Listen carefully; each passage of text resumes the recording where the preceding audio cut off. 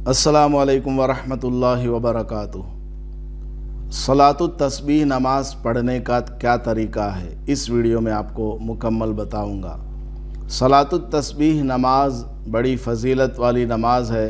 नबी पाक सल्लल्लाहु अलैहि वसल्लम ने अपने चचा हज़रत अब्बास इब्ने अब्दुल मुत्तलिब रज़ी अल्लाह ताला अन्हु को ये नमाज सिखाई है और ये फ़रमाया है कि हो सके तो इस नमाज को दिन में एक मरतबा या हफ्ते में एक मरतबा या महीने में एक मरतबा या साल में एक मरतबा या कम अज़ कम आखिरी दर्जे में ज़िंदगी में एक मरतबा ज़रूर पढ़ लेना चाहिए।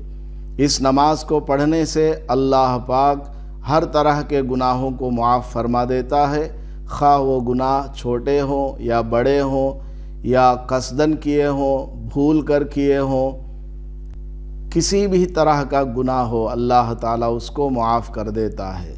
हाँ, जो गुनाह ऐसे हैं जिनका ताल्लुक़ बंदों से है तो बंदों से भी माफ़ी मांग कर उसके बाद अल्लाह से माफ़ी मांगना चाहिए, तब जाकर वो गुनाह मुआफ़ होगा, क्योंकि उस गुनाह में बंदों का हक़ शामिल हो गया है। बहरहाल सलातुत तस्बीह नमाज पढ़ने का तरीका क्या है? इसके दो तरीके हैं। पहला तरीका ज़रा सा मुश्किल है और दूसरा तरीका ज़रा आसान है। अलबत्ता दोनों में से किसी भी एक तरीके को राजिह नहीं करार दिया जा सकता है। दोनों तरीके अहादीस से साबित हैं, इसलिए दोनों में से किसी भी तरीके को अपनाया जा सकता है। और कभी पहले तरीके के मुताबिक नमाज पढ़ लिया करें और कभी दूसरे तरीके के मुताबिक नमाज पढ़ लिया करें, ये भी अच्छा है। पहला तरीका क्या है? सबसे पहले नियत बांधनी है। सलातुत तस्बीह की 4 रकात नफल नमाज पढ़ता हूँ वास्ते अल्लाह के, मुँह तरफ काबे शरीफ के, अल्लाहु अकबर, इस तरह नियत बांध लेना है। और ये ज़बान से कहने की ज़रूरत नहीं है और इतना लंबा बोलने की भी ज़रूरत नहीं है, बल्कि दिल में आप इतनी नियत कर लें कि मैं सलातुत तस्बीह की नमाज़ पढ़ता हूँ, ये भी काफ़ी है। तो आपने नियत बांध लिया। नियत बांधने के बाद सना पढ़ेंगे, उसके बाद सूरह फातिहा पढ़ेंगे औज़ुबिल्लाह बिस्मिल्लाह के बाद, और सूरह फातिहा के बाद कोई ज़म्मे सूरत पढ़ेंगे, कोई भी सूरत जो आपको याद हो। उसके बाद रुकू में जाने से पहले 15 मरतबा सुबहानल्लाहि वल्हम्दुलिल्लाहि वला इलाहा इल्लल्लाहु वल्लाहु अकबर, इसको पढ़ना है, 15 मरतबा पढ़ना है। इसको गिनना कैसे है, शुमार कैसे करना है? जैसे क़ियाम की हालत में आपकी उंगलियां इस तरह होती हैं, नाफ के नीचे होती हैं इस तरह, तो उंगलियों को दबा देना है। एक मरतबा आपने पढ़ा तो ये जो उंगली है इसको अपनी जगह रखते हुए दबा लिया, फिर दूसरी मरतबा पढ़ा, इसको दबा लिया, तीसरी मरतबा पढ़ा, इस उंगली को दबा दिया। इस तरह आप दबाते हुए आप गिनती कर सकते हैं। ये इस हाथ के 5 हो गए, इस हाथ के 5 हो गए, फिर इस हाथ के दबा दिए तो 15 हो गए। इस तरह आपको गिनती करना है। तस्बीह लेकर गिनती करना या ज़बान से गिनती करना ये दुरुस्त नहीं है। सूरह फातिहा और अगली सूरत के बाद 15 मरतबा आपने पढ़ लिया। उसके बाद रुकू में जाएंगे और रुकू की जो तस्बीह है सुबहान रब्बियल अज़ीम, उसको 3 मरतबा या 5 मरतबा पढ़ेंगे। उसके बाद में इसी तस्बीह को 10 मरतबा पढ़ेंगे। फिर रुकू से सीधा खड़े हो गए, समी अल्लाहु लिमन हमिदा कहा, सीधा खड़े हो गए और रब्बना लकल हम्द कहा, और यहाँ पर भी 10 बार पढ़ना है। फिर पहले सजदे में गए, वहाँ 3 मरतबा या 5 मरतबा सुबहान रब्बियल आला पढ़ा, उसके बाद 10 मरतबा।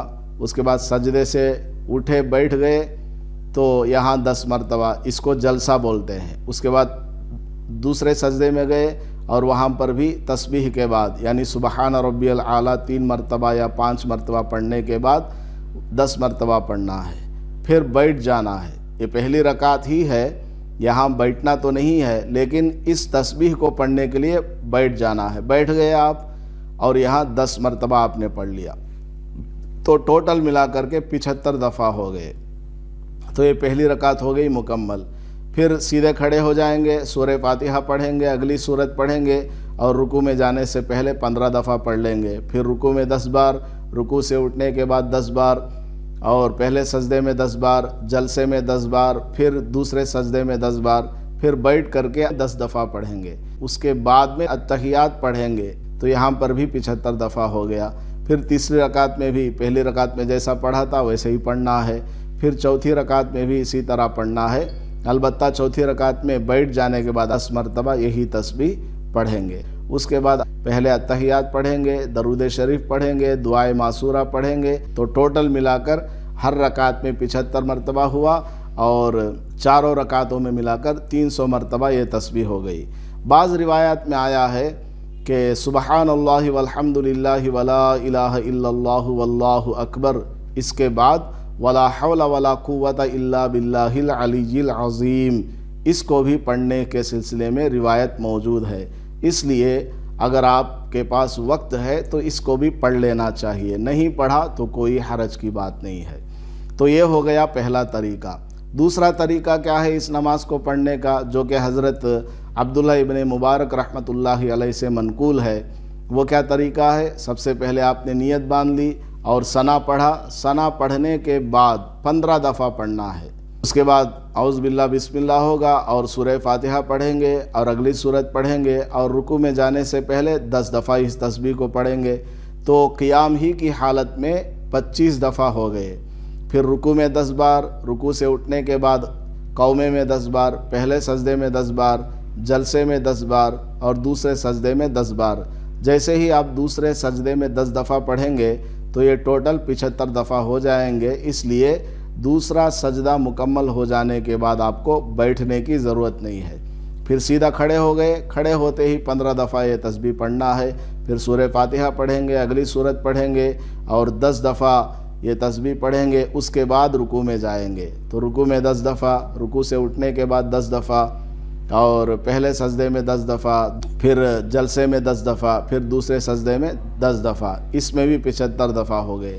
اسی طرح اگلی تیسری رکعت میں بھی 75 دفعہ، چوتھی رکعت میں بھی 75 دفعہ ہو جائے گا۔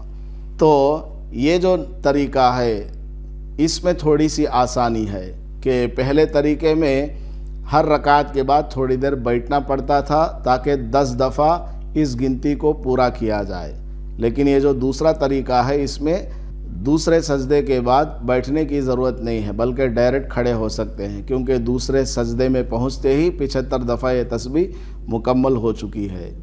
صلاۃ التسبیح نماز پڑھنے کا وقت کیا ہے؟ دن بھر میں جو مکروہ اوقات ہیں، مکروہ اوقات 3 ہیں، جس کے سلسلے میں ہماری ایک ویڈیو موجود ہے، ویڈیو کے نیچے ڈسکرپشن میں لنک موجود ہے، آپ وہاں پر دیکھ لیں۔ اس ویڈیو میں آپ کو ساری بات معلوم ہو جائے گی کہ دن بھر میں کون سا ایسا وقت ہے جس میں نفل نماز پڑھنا جائز نہیں ہے۔ تو وہ جو 3 اوقات ہیں ان کے علاوہ دن بھر آپ جب چاہیں پڑھ سکتے ہیں۔ افضل طریقہ کون سا ہے؟ زوال کے بعد۔ زوال کا وقت کیا ہے وہ بھی اسی ویڈیو میں آپ کو سمجھ میں آ جائے گا، یعنی ظہر کا وقت جب شروع ہوگا اس وقت آپ پڑھ سکتے ہیں، اور راتوں میں بھی پڑھ سکتے ہیں، تہجد کے وقت میں بھی پڑھ سکتے ہیں، شب برات میں، شب قدر میں بھی پڑھ سکتے ہیں۔ اور صلاۃ التسبیح میں کون سی سورت پڑھنی چاہیے؟ جو سورت آپ کو یاد ہو سورہ فاتحہ کے بعد پڑھ سکتے ہیں۔ البتہ اگر آپ کو سبح للہ، یسبح للہ، یہ جو 28ویں پارے کی جو سورتیں ہیں جن کے شروع میں سبح، یسبح اس طرح کے الفاظ ہیں، ان سورتوں کو اگر پڑھیں گے تو زیادہ اچھا ہے، لیکن ضروری یا واجب نہیں ہے۔ جو سورت بھی آپ کو یاد ہو، چھوٹی سی چھوٹی سورت بھی آپ سورہ فاتحہ کے بعد چاروں رکعتوں میں پڑھ سکتے ہیں۔ اور صلاۃ التسبیح میں اگر کوئی غلطی ہو جائے، مثال کے طور پر قیام میں آپ کو رکوع میں جانے سے پہلے 10 دفعہ پڑھنا تھا، آپ بھول گئے، تو آپ رکوع میں جب جائیں گے وہاں 20 دفعہ پڑھ لیجئے، کوئی حرج نہیں۔ اسی طرح سجدے میں بھی آپ پڑھ سکتے ہیں، رکوع میں، سجدے میں اور قعدے کی حالت میں، یعنی اتحیات کی حالت میں جب آپ بیٹھیں گے اس وقت آپ چھوٹی ہوئی تسبیح کو پڑھ سکتے ہیں۔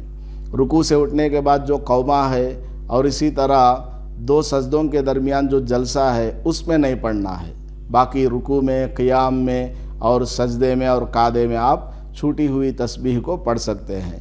اور ان تسبیحات کو شمار کرتے ہوئے کچھ آگے پیچھے ہو جائے تو پریشان ہونے کی ضرورت نہیں ہے۔ اگر آپ کو شک ہو رہا ہو کہ کچھ کم ہو گیا ہے تو 2-4 تسبیح آپ زیادہ پڑھ لیں تو زیادہ بہتر ہے، تاکہ کم نہ ہو کم از کم، कम नहीं होना चाहिए। 300 से आगे बढ़ गए तो इसमें कोई हरज की बात नहीं है। कोशिश ये करनी चाहिए कि गिनती हमारी सही हो। अगर सलातुत तस्बीह पढ़ते हुए कोई ऐसी गलती हो गई जिसकी वजह से सजदे सहव वाजिब हो गया है, तो जब आप सजदे सहव अदा करने के लिए सजदा करेंगे तो उसमें आपको ये तस्बीह नहीं पढ़ना है। हाँ, अगर पहले आपने तस्बीह नहीं पढ़ी थी, किसी रुकन में 10 दफ़ा तस्बीह पढ़ना आपसे रह गया था, तब आप इस सजदे में पढ़ सकते हैं, वरना इस सजदे में अलग से तस्बीह पढ़ने की ज़रूरत नहीं है, क्योंकि ये सजदे सहव का सजदा है, इसलिए इसमें पढ़ने की ज़रूरत नहीं है। और ये जो सलातुत तस्बीह की नमाज है, ये सिर्फ़ गुनाहों को माफ़ कराने ही के लिए नहीं है, बल्कि बहुत सारी मुश्किलात के हल हल भी है। इसलिए अगर आपको कोई मुश्किल दरपेश आए, मसलन आपका इंटरव्यू है, नौकरी नहीं मिल रही है, या घर में कोई और परेशानी या मुसीबत है, आप इस नमाज को पढ़ें, इंशाअल्लाह आपकी वो मुसीबत दूर हो जाएगी, आपका अटका हुआ काम अल्लाह ताला निकलवा देगा, और आपकी नौकरी और इम्तिहान में पास होना, ये सारी की सारी चीज़ें इस नमाज को पढ़ने की बरकत से अल्लाह ताला पूरा करा देगा। उम्मीद करता हूँ कि आपको सारी बातें समझ में आ गई होंगी। अस्सलामु अलैकुम वरहमतुल्लाहि वबरकातुहू। वीडियो के नीचे सब्सक्राइब के बटन पर क्लिक करें, बेल के आइकॉन पर क्लिक कीजिए ताकि हर नई वीडियो की नोटिफिकेशन आपको मिल जाए।